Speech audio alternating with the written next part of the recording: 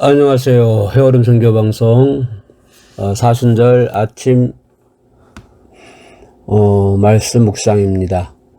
본문 말씀은 마태복음 9장 18절로 26절 말씀을 살펴보도록 하겠습니다.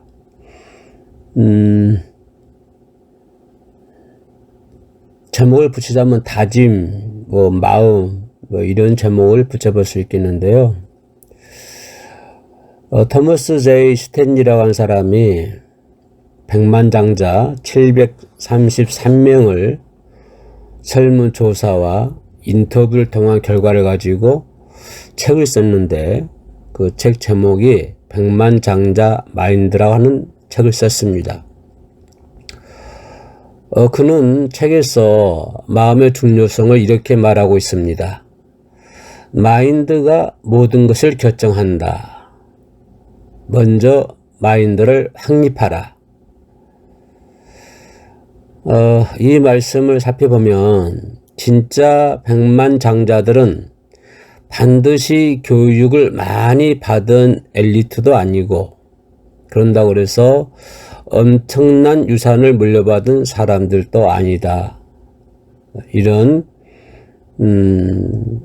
말씀인 것 같습니다. 마음이라 하는 것은 결코 단순한 어떤 추상적인 에너지가 아닙니다. 사람이 마음을 어떻게 먹느냐에 따라 말이 달라지고 표정이 달라지고 행동이 달라지고 더 나아가 마음을 어떻게 먹느냐에 따라서 그 사람의 인생이 달라지는 것을 동서고금을 막론하고 지금도 우리 주변에서는 그런 사람들을 많이 찾아볼 수가 있습니다. 특별히 마음의 분노가 가득 차면 여러분 잘 알다시피 혈액순환이 달라지고 얼굴빛이 달라지는 것을 우리는 많이 경험하고 볼 수 있습니다. 다시 말씀드리면 사람은 어떤 생각을 하느냐에 따라서 인생의 판도가 달라진다. 이렇게 말씀을 드릴 수가 있습니다. 심지어는 마음에 따라서 걸음걸이 태도도 달라지고 마음에 따라서 말도 옷 입는 맵시도 달라지고 장래도 달라지고 또 심지어는 마음에 따라서 직업이 달라지는 것을 볼 수가 있습니다. 이런다고 보면 마음은 인생길의 안내자이다 라고 표현할 수가 있겠습니다. 마음은 인생의 씨앗이고 또 마음은 삶의 방향을 결정하는 에너지다 라고 표현할 수도 있겠습니다. 미국의 스필가이죠. 에머슨은 이런 말씀이 있습니다. 사람이란 종일 자기가 생각하는 바로 그것이다 라고 했습니다. 또 마르커스 아울렐리우스는 사람의 일생은 자기 생각 그대로 되기 마련이다. 참 의미 깊는 말이죠. 사람의 일생이 자기 생각 먹는 대로 된다. 이런 말이 되겠습니다. 또 성경은 잠언서 23장 7절에서 뭐라고 말씀했냐면 대저 그 마음의 생각이 어떠하면 그 위인도 그러한즉 이란 말씀이 잠언서에도 잘 기록이 되어 있습니다.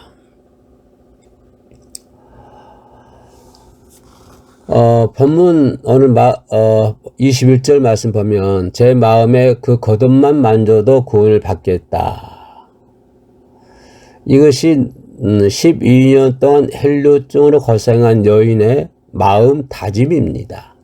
내 마음에 그 겉옷만 만져도 구원을 받겠다. 이 여인의 다짐이 오늘 저와 여러분 이 시대를 살고 있는 우리 모두의 다짐이 되기를 소망해 봅니다.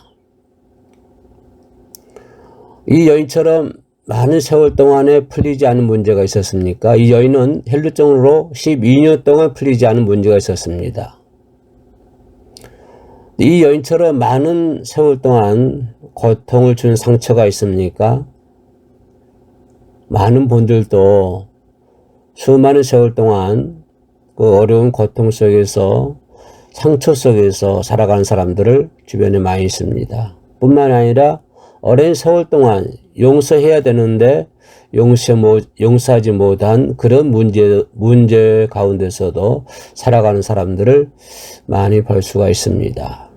또 뿐만 아니라 진리가 너희를 자유케 하리라 주님께서 말씀해 주셨지만 오랜 세월 동안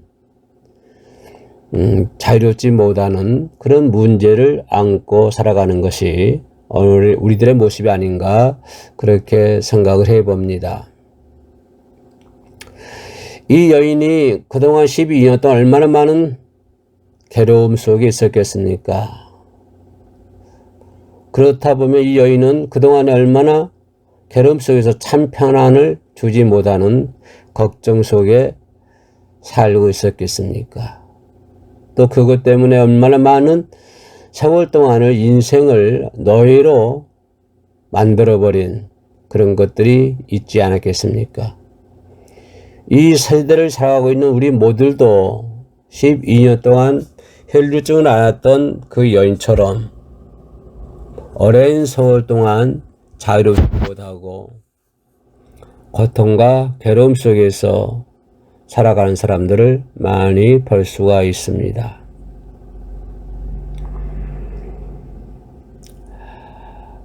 참 편안을 얻지 못하는 그런 걱정거리 속에 살아가 있고, 그렇다고 한다면 오늘 저와 여러분들은 그 무거운 내 인생의 문제가 해결되기를 소망합니다.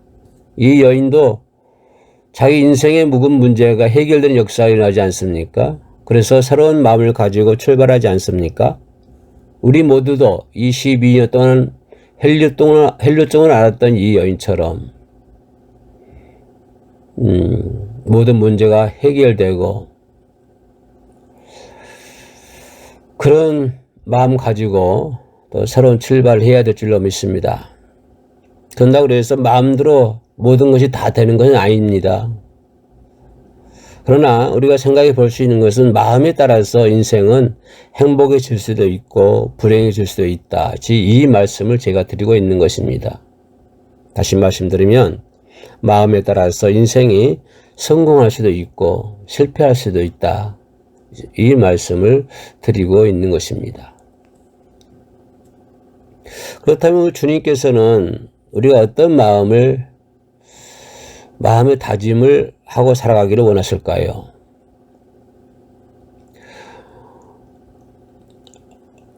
아무도 나를 도와주는 이 없다는 마음이 아니라 예수님이 도와주면 된다. 이런 마음을 우리가 가지고 살아야 된다고 하는 것입니다. 아무도 나를 도와줄 사람이 없다. 그러나 이 여인이 보십시오. 12년 동안 혈류증으로 앓았던 여인입니다. 당시 문둥병과 혈류증은 불치병으로 부정하다고 생각이 되어가지고 가정에서도 마을에서도 쫓겨나서 생활하는 것을 볼 수 있습니다. 레위기 15장 나와 있는 말씀인데요. 그 누구도 고쳐주는 사람이 없었고 불치병이기 때문에 또 사람들이 상종해 주지 않았습니다.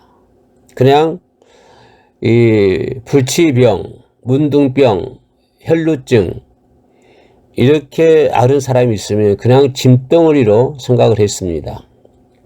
요즘 세상도 그렇지 않습니까?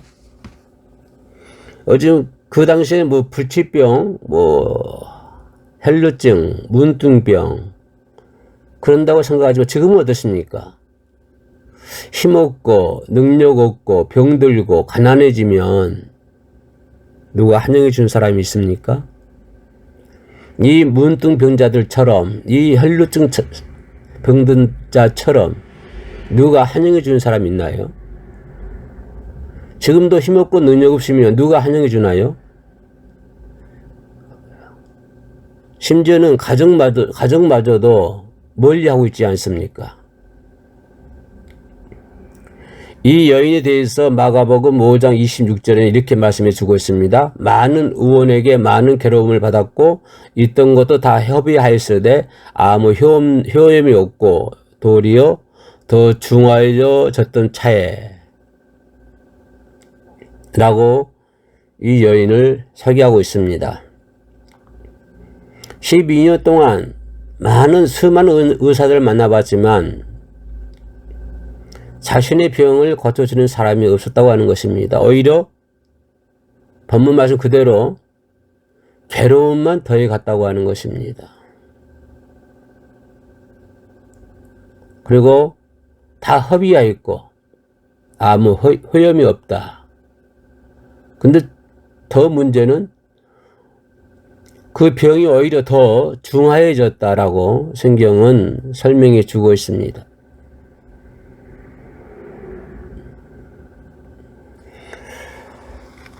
참 안타까운 일이지 않습니까? 12년 동안 수많은 의사를 만나보았지만 병을 고쳐주는 사람이 없었습니다. 병은 더 깊어만 갔습니다. 가면 갈수록 더 좋아지지 않았습니다. 더 좋아지지 않았다고 하는 것은 이 여인에게 미래도 없다고 하는 것입니다. 미래가 없다고 하는 것은 희망이 없는 사람이다 라고 얘기할 수 있겠지요. 미래에 대한 기대가 없는 사람. 그 여인에게 예수님의 소문을 들었을 때 12년 동안 아무도 나를 도와준 사람이 없는데 누가 나를 도와주겠냐라고 자포자기 할 수도 있었을 것입니다. 그런데 이 여인은 예수님께 나가면, 예수님이 만나면, 예수님이 은혜를 주시면 이 여인이 평안한 대로 예수님의 옷자락이라도 만지면 자신의 12년 묵은 질병이 고침을 받을 것이라고 마음을 가지게 되었던 것입니다. 그래서 이 여인은 예수님께 나아가 수많은 사람을 밀치고 들어가 예수님의 뒤로 가서 겉옷을 만졌습니다. 이때 예수님께서는 뭐라고 말씀하십니까? 22절입니다. 따라 안심하라. 내 믿음이 너를 구원하였다. 이 말씀의 축복이 우리 모두에게 임할 줄로 믿습니다. 마가복음 5장 34절에는 따라 내 믿음이 너를 구원하였으니 편안히 가라. 내 병에서 너여 건강할지어다 라고 말씀해 주고 있습니다. 부모 형제도 딸이 아니라 환자로 취급하고 짐덩어로 취급했던 이 여인, 부모마저도 외면하고 짐덩어리가 된 이 여인, 사람들에게 죄인 취급받으면 따돌림 받은 그런 여인이었습니다. 사람들에게 접근하다가는 돌에 맞아 죽을 수도 있는 그런 여인이었습니다. 그런데 예수님은 이 여인을 딸로 불러줍니다. 아무도 내 마음 알아주지 않고 아무도 내 사정 알아주지 않지만 그러나 우리 예수님은 많은 우리 사정 알아주시고 딸아, 아들아 라고 내 이름을 불러주시는 것입니다. 끝까지 시청해 주셔서 감사합니다. 다음 시간에 이어나가도록 하겠습니다.